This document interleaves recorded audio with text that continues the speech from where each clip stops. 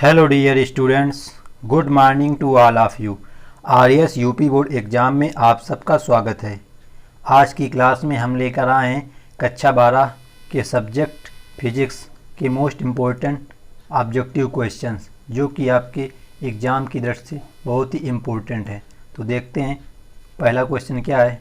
तो पहला क्वेश्चन कह रहा है इलेक्ट्रॉन के आवेश एवं संहति मतलब द्रव्यमान का अनुपात होगा, जो कि आपका 2016 में पूछा हुआ क्वेश्चन। मतलब इलेक्ट्रॉन का आवेश होता है तुम्हारा Q अपान संहत मतलब द्रव्यमान M, इसका अनुपात पूछा। तो इलेक्ट्रॉन का आवेश कितना होता है 1.6 गुणित 10 की पावर -19 अपान, और इलेक्ट्रॉन का द्रव्यमान तुम्हारा होता है 9.1 गुणित 10 की घात -31। जब इसका हम डिवाइड मतलब भाग करते हैं तो इसका जो आंसर आता है वो आता है 1.77 गुणित 10 की पावर 11 कूलाम प्रति किलोग्राम। अब इसका मात्रा कूलाम प्रति किलोग्राम क्यों, क्यू का मात्रा होता है कूलाम और जो द्रव्यमान होता है यानी संहत उसका मात्रा होता है किलोग्राम। तो इसका ऑप्शन नंबर तुम्हारा फर्स्ट थर्ड हो जाएगा। ये तुम्हारा एक न्यूमेरिकल बेस्ड क्वेश्चन है, तो इसलिए आपको ये सब वैल्यू पता होना चाहिए कि इलेक्ट्रॉन का आवेश कितना होता है, द्रव्यमान कितना होता है।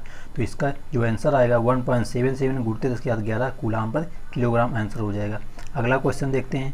तो अगला क्वेश्चन है दूसरा, कह रहा है दो बिंदु आवेशों को पहले वायु में तथा फिर के परावैद्युतांक वाले माध्यम में समान दूरी पर रखने पर यदि उनके बीच लगने वाले बल F0 तथा Fm हो तो F0 अनुपात Fm का मान क्या होगा। मतलब कि पहले हमने उसको रखा है कहाँ पर, वायु में, तो उसके लिए F0 यूज किया गया है बल, और जब उसको हमने माध्यम में रख दिया कि तो उसके लिए जो बल यूज किया वो Fm यूज किया। इन्हीं का अनुपात आपको ज्ञात करना है।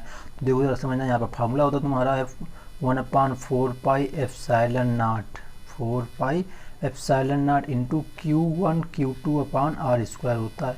यहाँ Q1 Q2 से हमको मतलब नहीं है, हमको मतलब इससे केवल 1/4 एप्सिलॉन नॉट से। तो जब K होगा तो K का मान 1 हो जाएगा 4 एप्सिलॉन नॉट K से। तो यहाँ पर K हो जाएगा, जब बटे करेंगे इसके 1/4 एप्सिलॉन नॉट K, क्योंकि बाद में माध्यम है तो K ऊपर चला जाएगा। तो तुम्हारा जो अनुपात आएगा इसका ऑप्शन नंबर फर्स्ट आएगा K अनुपात 1। तो ये ध्यान रखना। तो दो बिंदु आवेशों को पहले अगर वायु में रखें फिर के परावैद्युतांक वाले माध्यम में रखें तो उनके बीच जो बल होते हैं उनका अनुपात के अनुपात 1 होता है।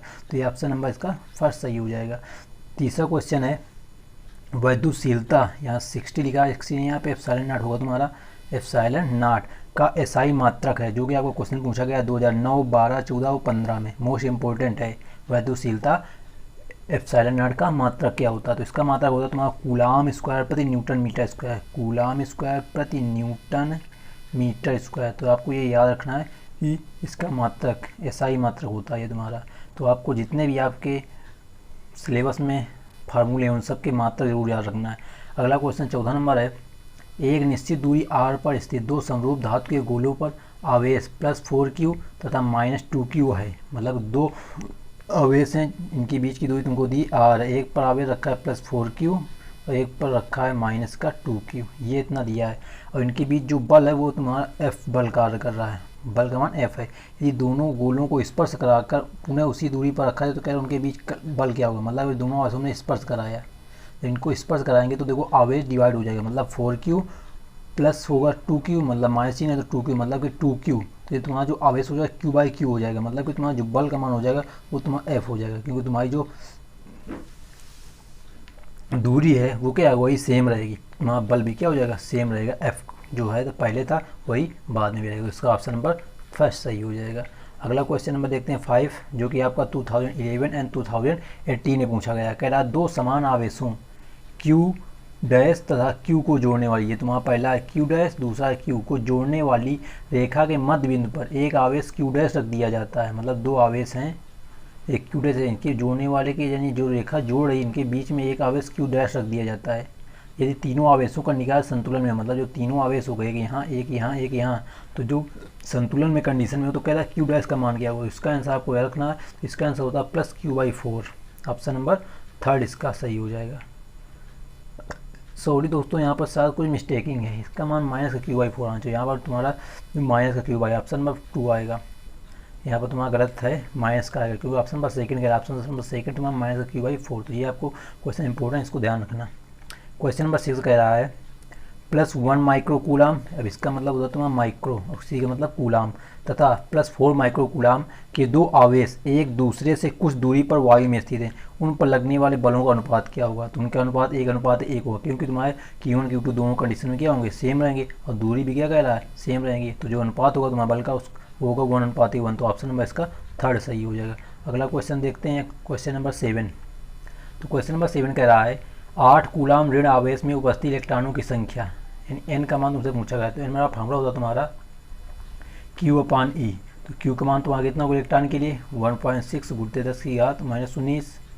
सॉरी दोस्तों, Q का मान तुम्हारा दिया 8 कूलाम, तो यहाँ तुम्हारा होगा 8/E का मान 1.6 × 10⁻⁻⁻�19। दशमलव बढ़ाएंगे ऊपर 80, 16 × 80, 5 × 10⁻19 कहीं है ऑप्शन में। तो यहाँ पर ऑप्शन में तुम्हारा देखो मिस्टेक है, यहाँ 49 नहीं होगा, तुम्हारा 19 होना चाहिए। ऑप्शन नंबर फर्स्ट इसका सही हो जाएगा क्वेश्चन नंबर 7 का। तो क्वेश्चन नंबर 8 देखते हैं क्या कह रहा है।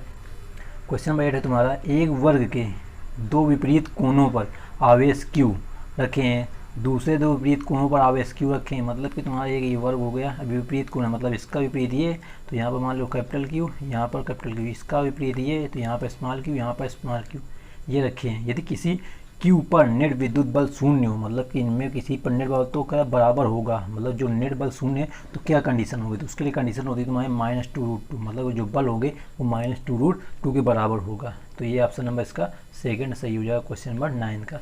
अगला क्वेश्चन देखते हैं, क्वेश्चन नंबर 9। तो क्वेश्चन नंबर 9 तुम्हारा मोस्ट इंपॉर्टेंट है, क्या वैद्युत क्षेत्र की तीव्रता का मात्रक, जो कि 2011, 13, 15, 17, 16 में पूछा हुआ क्वेश्चन है। तो मोस्ट इंपॉर्टेंट क्वेश्चन है वैद्युत क्षेत्र की तीव्रता का मात्रक। तो वैद्युत क्षेत्र की तीव्रता का मात्रक तुम्हारा होता है न्यूटन प्रति कूलाम, इसका दूसरा मात्रक होता है वोल्ट प्रति मीटर। तो आपको दोनों मात्रक याद रखने हैं। तो इसका ऑप्शन नंबर थर्ड सही हो जाएगा। कूलाम प्रति न्यूटन किसका होता है? Q/F। तो Q/F किसी का मात्रक नहीं होता है। जूल प्रति न्यूटन किसका होता है तुम्हारा? मतलब कि W/F। तो ये तुम्हारा किसका होता है? दूरी का होता है। न्यूटन प्रति कूलाम और न्यूटन प्रति मीटर यानी F/D, ये भी मात्रक किसी का नहीं होता। तो इसका ऑप्शन नंबर तुम्हारा थर्ड हो जाएगा। अगला क्वेश्चन नंबर 10 है तुम्हारा, निम्न में से कौन सा वैद्युत क्षेत्र का मात्रक नहीं है? वैद्युत क्षेत्र को तुमको ई से दिखाते हैं। तो वैद्युत क्षेत्र इसमें मात्रक है कौन सा नहीं है? न्यूटन प्रति कूलाम है, क्योंकि पहले क्वेश्चन में बता चुके। वोल्ट प्रति मीटर ये भी होता है। जूल प्रति कूलाम तो यही नहीं होता इसका मात्रक, और जूल प्रति कूलाम मीटर ये भी तुम्हारा मात्रक होता है वोल्ट वैद्युत क्षेत्र की तीव्रता का, कैपिटल ई का। तो इसका जो ऑप्शन नंबर थर्ड होगा वो सही हो जाएगा। अगला क्वेश्चन देखते हैं, क्वेश्चन नंबर 11 कह रहा है किसी आवेशित गोली चालक में विभव, मतलब एक आवेशित गोली चालक है तो उसमें विभव किस कंडीशन में क्या होगा? नंबर फर्स्ट कंडीशन है गोले के भीतर शून्य होता तथा गोले के बाहर भी शून्य होता। तो ये गलत है, गोले के भीतर शून्य होता है बट बाहर शून्य नहीं होता। तो पहला तो गलत हो गया। फिर गोले के भीतर अधिकतम, तो ये पहले ही गलत है क्योंकि गोले के भीतर शून्य होता है। फिर कह रहा गोले के भीतर शून्य होता है तथा गोले के बाहर दूरी बढ़ने पर कम होता जाता है, दूरी बढ़ने पर कम होता जाता है। तो ऑप्शन नंबर तुम्हारा जो इसका सही होगा, अगला फोर्थ है तुम्हारा गोले के भीतर अधिकतम होता तथा गोले के बाहर दूरी बढ़े। तो ऑप्शन नंबर इसका फोर्थ सही होगा। क्यों सही होगा? क्योंकि देखो फार्मूला होता है तुम्हारा V = 1/4πε0 Q/R। जब दूरी तुम्हारी कम होगी तो गोले के केंद्र पर ही दूरी कम होगी भीतर, तो इसका क्या अधिकतम होगा, और जब दूरी जैसे बढ़ेंगे वो कम होता जाएगा। तो ऑप्शन नंबर इसका फोर्थ सही हो जाएगा तुम्हारा। अगला क्वेश्चन नंबर 12 देखते हैं, कह रहा है R1 R2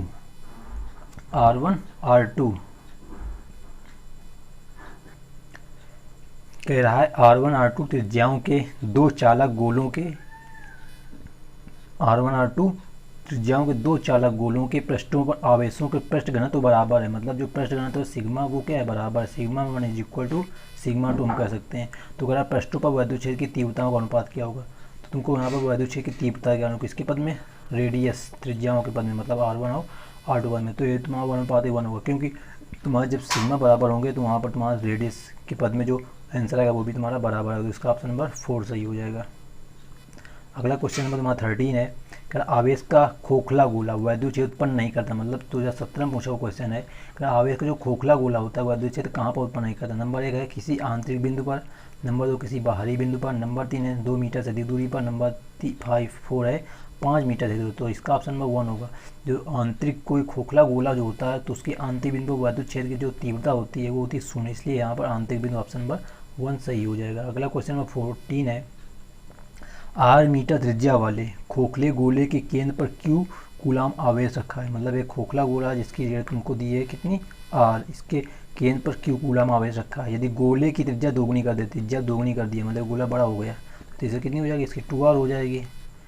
तो कह रहा आवेश का मान आधा, मतलब क्यू का मान तुम्हारा आधा कर दें, क्यू बटे 2 कर दें, तो कह रहा है तब पृष्ठ से गोले के पृष्ठ निकल वैद्युत फ्लक्स का मान क्या होगा। तो वैद्युत फ्लक्स तुमको फार्मूला पता है क्या होता है, क्यू जो इक्वल टू होता है epsilon naught A, epsilon naught into A. तो यहाँ पर तुमको पता है कि क्या क्या आवेश को क्या कर दें, आधा कर दें, तो Q/2 एप्सिलॉन नॉट हो जाएगा, क्योंकि यहाँ पर त्रिज्या पर निर्भर नहीं करता तुम्हारा वैद्युत फ्लक्स का मान, केवल आवेश पर निर्भर करता है। तो जिसका आंसर है Q/2 epsilon not, option number 3 आ जाएगा। अगला क्वेश्चन हम देखते हैं 15। तो क्वेश्चन नंबर 15 कह रहा है एक बंद पृष्ठ के भीतर इन वैद्युत द्विध्रुव स्थित है, मतलब एक बंद पृष्ठ है उसके भीतर इन वैद्युत द्विध्रुव स्थित है। अब कह रहा बंद पृष्ठ से निर्गत वैद्युत फ्लक्स होगा। तो बंद पृष्ठ से तो उसमें जो निर्गत वैद्युत फ्लक्स होता है वो होता है शून्य में से, तो ऑप्शन नंबर इसका 4 सही हो जाएगा। क्वेश्चन नंबर 16 कह रहा है वैद्युत फ्लक्स को मात्रक है, सॉरी यहाँ पर वैद्युत फ्लक्स का मात्रक है कह रहा है। तो वैद्युत फ्लक्स का मात्रक क्या होता है, तुम्हें फार्मूला होता है phi is equal to E into A. तो ई इंटू ए से वोल्ट मीटर निकाल सकते हैं, क्योंकि ई का मात्रा वोल्ट प्रति मीटर होता है, ए का मात्रा मीटर इसका, तो मीटर मीटर कट गया वोल्ट प्रति मीटर आ जाएगा, यानी वोल्ट मीटर आ जाएगा, ऑप्शन नंबर 4 इसका आ जाएगा राइट आंसर। अगला क्वेश्चन नंबर 17 कह रहा है 5 कूलम आवेश के दो बराबर तथा विपरीत आवेशों के बीच की दूरी 5 सेंटीमीटर है, मतलब जो क्यू का मान है 5 कूलम है, उनकी बीच की दूरी है 5 सेंटीमीटर। इसका वैद्युत द्विध्रुव क्या होगा, अब देखो ये दूरियां क्या है, समान है, जो आवेश हैं एक प्लस का एक माइनस का है, तो जो इसका आंसर होगा 25 गुणित 10⁻² कूलम मीटर, क्योंकि फार्मूला क्या होता है तुम्हारा वैद्युत द्विध्रुव, पी इक्वल होता है 2L इंटू क्यू, और 2L क्या होती है बीच की दूरी कितनी 5 मीटर, इसको सेंटीमीटर है, सेंटीमीटर तो मीटर बना लेंगे, इंटू क्यू का मान 5, तो 5×25 मीटर बनाएंगे, 10⁻² आ जाएगा, तो ऑप्शन नंबर इसका फर्स्ट सही हो जाएगा। अगला क्वेश्चन देखते हैं, अंतिम क्वेश्चन आज की वीडियो का, क्वेश्चन नंबर 18 कह रहा वैद्युत क्षेत्र ई वेक्टर में पी वेक्टर आघूर्ण वाले वैद्युत द्विध्रुव पर लगने वाला बड़ आघूर्ण है। तो मैं पढ़ा formula tau is equal to P cross E vector, तो टाउ बराबर या पढ़ा होगा तुमने टाउ बराबर पी साइन थीटा, तो ये भी फार्मूला दोनों याद रखने, इस पर न्यूमेरिकल वैल्यू पूछा है, इसका ऑप्शन नंबर कहाँ है टाउ बराबर पी वेक्टर, ये ऑप्शन नंबर 2 सही हो जाएगा। तो दोस्तों आज की वीडियो में फिलहाल इतना ही। वीडियो कैसी लगी प्लीज़ वीडियो को लाइक कमेंट एंड शेयर अवश्य करें अपने सभी फ्रेंड के साथ में, जिससे उनकी भी हेल्प हो सके। तो इसी प्रकार की वीडियो पाने के लिए प्लीज़ चैनल में पहली बार आए हों तो चैनल को सब्सक्राइब करें और बेल आइकन को प्रेस करना ना भूलें, जिससे इसी प्रकार की वीडियो आपको रेगुलर मिलती रहें और आपकी स्टडी बेहतर ढंग से हो सके। तो thanks for watching this video. जय हिंद जय भारत। मिलते हैं नेक्स्ट वीडियो में नेक्स्ट टॉपिक के साथ, जब तक के लिए जय हिंद जय